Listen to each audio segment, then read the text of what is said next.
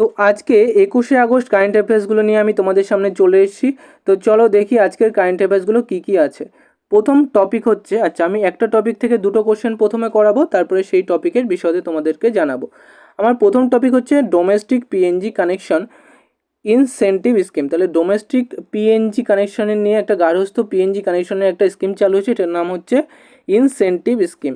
এখান থেকে কি কোশ্চেন আছে, প্রথম ভারত সরকার অনুমোদিত incentive scheme for promotion of domestic PNG connection কত তারিখ থেকে কার্যকর হবে। তাহলে পিএনজি মানে কি, পাইপড ন্যাচারাল গ্যাস। ওকে, পাইপড ন্যাচারাল গ্যাস কানেকশন সেটা কবে থেকে চালু হবে, সেটা হচ্ছে 1 সেপ্টেম্বর 2026 থেকে কিন্তু চালু হবে। আমাদের নেক্সট কোশ্চেন হচ্ছে, নতুন পাইপড ন্যাচারাল গ্যাস বা পিএনজি সংযোগের ক্ষেত্রে সিজিডি সংস্থাগুলিকে প্রতি অতিরিক্ত সংযোগ কত পরিমাণ এপিএম গ্যাসের অতিরিক্ত বরাদ্দ দেওয়া হবে। তার মানে কত পরিমাণ এপিএম দেওয়া হবে বেশি, সেটা হচ্ছে 200 স্কোয়ার কিউ 200 standard cube metre. Okay, next এবার টপিক আমাদের আলোচনা করা যাক। টপিকটা হচ্ছে যে ভারত সরকারের গার্হস্থ্য পাইপ ন্যাচারাল গ্যাস বা পিএনজি সংযোগের প্রসারে ইনসেন্টিভ স্কিম অনুমোদন করেছে, যা 1 সেপ্টেম্বর 2026 থেকে কার্যকর হবে। এর লক্ষ্য কি, অবিলকৃত সংযোগগুলিকে সক্রিয় করা এবং নতুন অঞ্চলে নেটওয়ার্ক প্রসার করা। সিজিডি সংস্থাগুলি প্রতিটি অতিরিক্ত বিলিং সংযোগের জন্য 200 স্ট্যান্ডার্ড কিউবিক মিটারস নামে মানে কম দামের এপিএম অর্জন গ্যাস অতিরিক্ত বরাদ্দ পাবে। বর্তমানে ভারতের 1.74 কোটি গার্হস্থ্য পিএনজি সংযোগ রয়েছে, অর্থাৎ পাইপ ন্যাচারাল গ্যাসের সংযোগ কিন্তু 1.74 কোটি গার্হস্থ্য পরিবারে কিন্তু আছে। ঠিক আছে, আচ্ছা নেক্সট টপিক কি আছে, নেক্সট টপিক আছে ECMS project approved by MeitY. Okay, তাহলে এটা কি আছে, আগস্ট 2026-এ মেট ওয়াই দ্বারা ইলেকট্রনিক্স উপাদান প্রস্তুতকরণ স্কিমে ইসিএমএস এর অধীনে অনুমোদিত 31টি প্রকল্পের মোট মূল্য কত। আচ্ছা এখানে এরা এই যে মেট ওয়াই অর্থাৎ মিনিস্ট্রি অফ এখানে ইলেকট্রনিক্স, তারা সেই মিনিস্ট্রি কিন্তু কি করেছে, 31টি প্রকল্প অনুমোদন করেছে। সেখানে কত টাকা ব্যয় করেছে, 7,877 কোটি টাকা। কত টাকা, 7,877 কোটি টাকা। আচ্ছা নেক্সট কোশ্চেন হচ্ছে, নতুন অনুমোদিত যে 31টি প্রকল্প সেখানে ভারতের কতগুলি রাজ্যে ছড়িয়ে পড়েছে, সেই 31টি প্রকল্প কতগুলো রাজ্যে ছড়িয়ে পড়েছে, সেটা হচ্ছে 15টি রাজ্যে কিন্তু সেই 31টি প্রকল্প কিন্তু ছড়িয়ে পড়েছে। বোঝা গেল। আচ্ছা বিশদে জানো একটু টপিকটা কি, টপিকটা হচ্ছে ECMS project approval by MeitY. Electronics ও তথ্য প্রযুক্তির মন্ত্রক মেট ওয়াই ইসিএমএস এর অধীনে 7,877 কোটি টাকা 31টি নতুন প্রস্তাব অনুমোদন করেছে।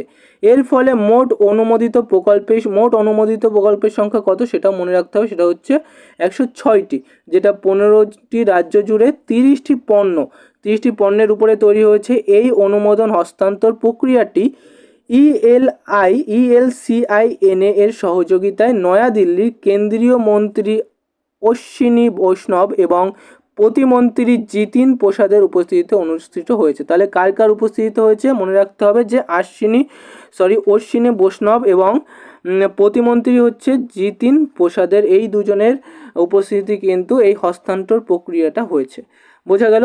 আচ্ছা নেক্সট টপিকের প্রথম প্রশ্ন হচ্ছে, বাণিজ্য ও শিল্প মন্ত্রকের অর্থাৎ এমওসিআই তথ্য অনুসারে জুলাই 2026-এ ভারতের মোট রপ্তানি, ভারত থেকে কত পণ্য বাইরে গেছে, মোট রপ্তানি গত বছরের তুলনায় কত শতাংশ বৃদ্ধি পেয়েছে।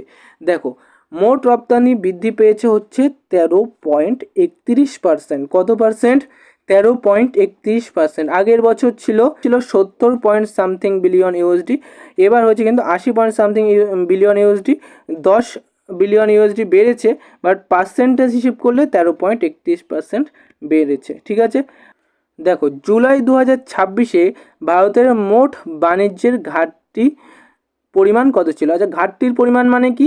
রপ্তানি হয়েছে তো কিছু পরিমাণ টাকা, আবার আমদানিও তো হয়েছে, তাহলে আমদানি বেশি হয়েছে যার ফলে ঘাটতি হয়েছে। আমদানি আর ঘাটতির মধ্যে পার্থক্য ছিল হচ্ছে 15.03 বিলিয়ন ইউএসডি। বোঝা গেল? এর পরের কোশ্চেনটা হচ্ছে, পরের টপিকটা হচ্ছে, মানে এই টপিক বিষয় যদি দেখো তাহলে হচ্ছে জুলাই 2026-এ ভারতের মোট রপ্তানি পণ্য ও সেবা, মোট রপ্তানি বলতে এখানে পণ্য আর সেবার মোট পরিমাণটাকে বুঝিয়েছে, যেটা 13.31, কত পার্সেন্ট বৃদ্ধি পেয়েছে? 13.31% বৃদ্ধি পেয়ে 80.14 বিলিয়ন মার্কিন ডলার বা ইউএসডিতে পৌঁছেছে, যা জুলাই 2025-এ অর্থাৎ এক বছর আগে ছিল কত? 70.72 বিলিয়ন ডলার। মোট আমদানি কত পার্সেন্ট বেড়েছে? 15.83% বেড়েছে। কত হয়েছে এবার দেখো, মোট আমদানি বেড়েছে কত? মোট আমদানি কিন্তু 15.83% বেড়েছে, যেটা 95.16 বিলিয়ন ডলারে পৌঁছেছে। ফলে বাণিজ্য ঘাটতি কিন্তু বেড়ে দাঁড়িয়েছে 15.03 বিলিয়ন ডলারে। ঠিক আছে, পণ্য রপ্তানি দেখো, পণ্য রপ্তানি এখানে শুধুমাত্র পণ্য রপ্তানির কথা বলেছে, যে পণ্য, এখানে পণ্য আর সেবা মোট রপ্তানি কিন্তু বৃদ্ধি পেয়েছে 13.31%, কিন্তু শুধুমাত্র পণ্য রপ্তানি 13.63% বৃদ্ধি পেয়ে 44.24 বিলিয়ন ডলারে পৌঁছেই জুলাই 2026-এর রেকর্ড ভেঙেছে। ঠিক আছে, আচ্ছা নেক্সট টপিক দেখো, নেক্সট টপিক হচ্ছে, আচ্ছা নেক্সট টপিক এখানে দেখো, আমাদের টপিক হচ্ছে পজিটিভ ইন্ডিজেনাইজেশন লিস্ট বাই এমওডি। এখানে এটা টাইপিং হতে পারে, সেই জন্য টপিকটা বোঝা যাচ্ছে না। দেখো, প্রতিরক্ষা মন্ত্রকের ষষ্ঠ পজিটিভ ইন্ডিজেনাইজেশন লিস্টে 6th PIL কতগুলি কৌশলগত আইটেম অন্তর্ভুক্ত করা হয়েছে? তাহলে কতগুলি কৌশলগত আইটেম অন্তর্ভুক্ত করা হচ্ছে? সেটা হচ্ছে 405টা আইটেম, যেগুলো হচ্ছে ডিফেন্সিভ আইটেম, মানে ডিফেন্স করার জন্য সেই আইটেমগুলো তৈরি করা হয়েছে। সেটা হচ্ছে 405টি আইটেম কিন্তু অন্তর্ভুক্ত করা হয়েছে। আচ্ছা নেক্সট কোশ্চেন দেখো, নেক্সট কোশ্চেন হচ্ছে ষষ্ঠ পজিটিভ ইন্ডিজেনাইজেশন লিস্টে আনুমানিক ব্যবসায়িক সম্ভাবনার পরিমাণ কত? আনুমানিক ব্যবসায়িক সম্ভাবনার পরিমাণ হচ্ছে 3070 কোটি টাকা। কত? 3070 কোটি টাকা। নেক্সট এবার টপিক বিষয়ে আলোচনা করো। টপিকটা দেখো, প্রতিরক্ষা মন্ত্রকের প্রতিরক্ষা উৎপাদন বিভাগ বা ডিডিপি 405টি প্রতিরক্ষা সরঞ্জাম নিয়ে ষষ্ঠ পজিটিভ ইন্ডিজেনাইজেশন লিস্ট কিন্তু প্রকাশ করেছে। কতগুলি? 405টি প্রতিরক্ষা সরঞ্জাম। ওকে, এতে ডিফেন্স PSUS এর 389টি এবং ইন্ডিয়ান কোস্ট গার্ডের ICG যেটা বলা হয় 16টি আইটেম রয়েছে। ঠিক আছে, যার আনুমানিক ব্যবসায়িক সম্ভাবনা কিন্তু 3070 কোটি টাকা। ঠিক আছে, এখানে কোন কোন ক্ষেপণাস্ত্র বা ডিফেন্স ইলেকট্রনিক্স ব্যবহার করা মানে অন্তর্ভুক্ত আছে? সেটা হচ্ছে ALH, মানে ALH, LUH, SU-30, MKY, LCA ইত্যাদি ইত্যাদি। এগুলোর নাম মনে রাখার দরকার নেই, শুধু মনে রাখবা যে এটা অ্যাকচুয়ালি ক্ষেপণাস্ত্র এবং ডিফেন্স ইলেকট্রনিক্সের যন্ত্রগুলো অন্তর্ভুক্ত করা হয়েছে। আর হচ্ছে এখানে মোট আইটেমের সংখ্যা হচ্ছে 405টা, যেখানে ডিফেন্স PSU থেকে 389টা আর 16টা আইটেম রয়েছে কিন্তু ইন্ডিয়ান কোস্ট গার্ডের থেকে। ঠিক আছে, আচ্ছা নেক্সট টপিকে চলে যাই আমরা। দেখো, অপরাজিতা পারাংলা 2026 ট্রেকিং অভিযানটি ন্যাশনাল ক্যাথেড কোর বা এনসিসির পুরো নাম কি? National cadet corps. এর কত কিলোমিটার দীর্ঘ অভিযান আছে? এনসিসির একটা দীর্ঘ অভিযান করেছে অপরাজিতা পারাংলার উপলক্ষে। সেই ট্রেকিং অভিযানটা হয়েছে প্রায় 250 কিলোমিটার। কত কিলোমিটার?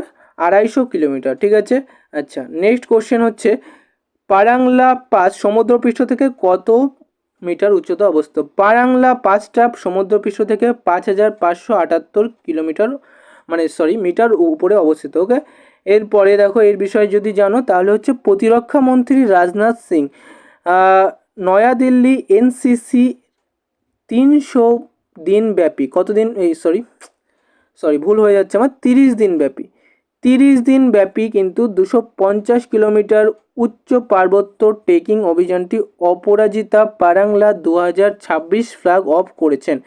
এই ট্রেকিংয়ের হিমাচল প্রদেশের স্পিতি উপত্যকাকে লাদাখ চ্যাংথাং লাদাখের চ্যাংথাং অঞ্চলের সাথে যুক্ত করে পারাং লা পাস 5,578 মিটার অতিক্রম করবে।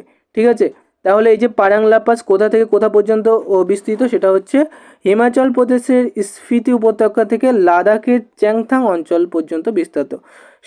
সেনা বিভাগের 3জন মহিলা অফিসার, বুঝতে পারছো, 3জন মহিলা অফিসারের নেতৃত্বে 28 জন ক্যাথেট অংশ নিচ্ছেন। ওকে, আচ্ছা, নেক্সট টপিক হচ্ছে কি amended Bharat net program in Chhattisgarh. Amended Bharat net প্রোগ্রামের শর্টকাট ফর্ম হচ্ছে ABP।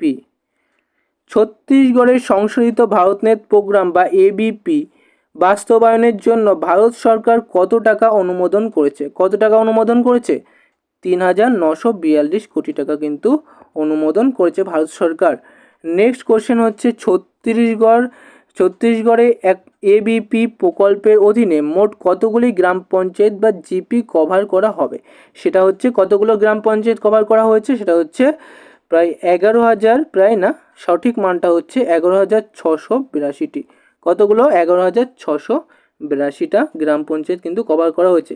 আসলে ABP জিনিসটা কি, চলো দেখা যাক। এখানে টেলিকম বিভাগের ডিজিটাল ভারত নিধি বা DBN, ছত্তিশগড় রাজ্য ভারত নেট ইনফ্রাস্ট্রাকচার লিমিটেড বা CSBIL এবং BSNL এবং CHIPS এর সাথে সমঝোতা স্বাক্ষর করেছে, যেটা 3,942 কোটি টাকা ব্যয়ে রাজ্যের প্রায় 11,682টি গ্রাম পঞ্চায়েতে আধুনিক ব্রডব্যান্ড সংযোগের আওতায় আনা হবে। বোঝা গেল? তারপরের টপিক দেখা যাক। তারপরের টপিকটা হচ্ছে এক্সারসাইজ মেইট্রি XB, অর্থাৎ 15তম। ভারত এবং থাইল্যান্ডের মধ্যে যৌথ সামরিক মহড়া মেইট্রি XB মানেই 15তম সংস্করণ কোথায় অনুষ্ঠিত হয়েছে? সেটা হচ্ছে থাইল্যান্ডে অনুষ্ঠিত হয়েছে। মনে রাখবা, থাইল্যান্ডের ব্যাংককে হবে না, থাইল্যান্ডের সুরত থানি, অর্থাৎ option number B is the correct answer. Surat থানিতে, থাইল্যান্ডের সুরত থানিতে এই যে আন্তর্জাতিক মহড়া যেটা ভারত এবং থাইল্যান্ডের মধ্যে অনুষ্ঠিত হয়েছে, সেটা কিন্তু সুরত থানিতে অনুষ্ঠিত হয়েছে। বোঝা গেল?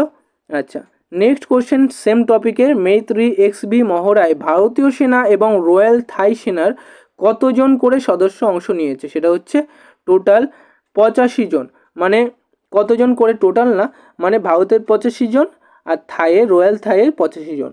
কতজন করে সদস্য অংশগ্রহণ করছে? সেটা হচ্ছে 85 জন। আচ্ছা, এবার বিশদে জানো একটু। 18 থেকে 31 আগস্ট, কত থেকে কত আগস্ট? 18 থেকে 31 আগস্ট 2026 পর্যন্ত থাইল্যান্ডের সুরত থানির বিভাবতী রংশিট ক্যাম্পে ভারত থাইল্যান্ড যৌথ বার্ষিক সামরিক মহড়া মেইত্রি XB অনুষ্ঠিত হয়েছে। উভয় দেশের 85 জন করে সেনা সদস্য আন্তঃকার্যক্ষমতা এবং যৌথ অপারেশনাল সক্ষমতা বৃদ্ধির লক্ষ্যে কিন্তু এতে অংশগ্রহণ করেছেন। ঠিক আছে, তার মানে এর উদ্দেশ্য কি? আন্তঃকার্যক্ষমতা এবং যৌথ অপারেশনাল সক্ষমতা বৃদ্ধি। বোঝা গেল? আচ্ছা, নেক্সট টপিক আমাদের আছে Jammu and Kashmir bank, J&K bank and HDFC life partnership. Okay, এরা পার্টনারশিপ করেছে এই দুটো ব্যাংক। সেটা হচ্ছে আগস্ট 2026-এ জীবন বীমা পণ্য বিতরণের জন্য। কিসের জন্য? জীবন বীমা পণ্য বিতরণের জন্য জম্মু ও কাশ্মীর ব্যাংক কোন সংস্থার সাথে কর্পোরেট এজেন্সি চুক্তি স্বাক্ষর করেছে? আমাদের পয়েন্টের নাম লেখা হচ্ছে, সেটা হচ্ছে HDFC ব্যাংক। বোঝা গেল? HDFC life. নেক্সট কোশ্চেন হচ্ছে ভারতের বীমা নিয়ন্ত্রণ ও উন্নয়ন কর্তৃপক্ষ IRDAI এর মূল লক্ষ্য ইন্স্যুরেন্স ফর অল অর্জনের লক্ষ্যমাত্রা সাল কোনটি? লক্ষ্যমাত্রা সাল একটা থাকে, সেটা হচ্ছে 2047-এর মধ্যে কিন্তু ইন্স্যুরেন্স ফর অল এটা কার্যকর হয়ে যাবে, মানে সবার জন্য একটা লাইফ ইন্স্যুরেন্স একটা চালু হয়ে যাবে। ঠিক আছে, বিশদে জানো যে J&K অর্থাৎ Jammu and Kashmir bank HDFC লাইফের সাথে কর্পোরেট এজেন্সি চুক্তি সম্পাদন করেছে, যাতে ব্যাংকের গ্রাহকরা জীবন বীমা, সঞ্চয় এবং অবসর পরিকল্পনা বিভিন্ন প্রোডাক্ট সহজে পেতে পারেন। এতে IRDAI এর ইন্স্যুরেন্স ফর অল বাই 2047-এর মধ্যে ইন্স্যুরেন্স ফর অল লক্ষ্যমাত্রাতে কিন্তু ত্বরান্বিত করবে। বোঝা গেল? আচ্ছা, নেক্সট টপিক হচ্ছে আমাদের রেজোপে লঞ্চ কি লঞ্চ করেছে? সেটা হচ্ছে ভুলকান AI মডেল। রেজপে ভারতের প্রথম এআই চালিত পেমেন্ট ফাউন্ডেশন, কি চালিত পেমেন্ট ফাউন্ডেশন, সেটা হচ্ছে এআই চালিত পেমেন্ট ফাউন্ডেশন চালু করেছে, সেটির নাম কি? আমাদের টপিকের নাম রয়েছে ভুলকান, রেজাপে ভুলকান, বোঝা গেল? আচ্ছা, নেক্সট কোশ্চেন হচ্ছে কি, রেজোপে লঞ্চেস ভুলকান এআই, সেখান থেকে 2030 সালের মধ্যে ভারতের ডিজিটাল ই কমার্স বাজারের আনুমানিক আকার কত হবে বলে জানানো হয়েছে। তাহলে ই কমার্স বাজারে আনুমানিক আকার মানে কত টাকা হবে, সেটা হবে 350 বিলিয়ন ইউএসডি। কত হবে? 350 বিলিয়ন ইউএসডি।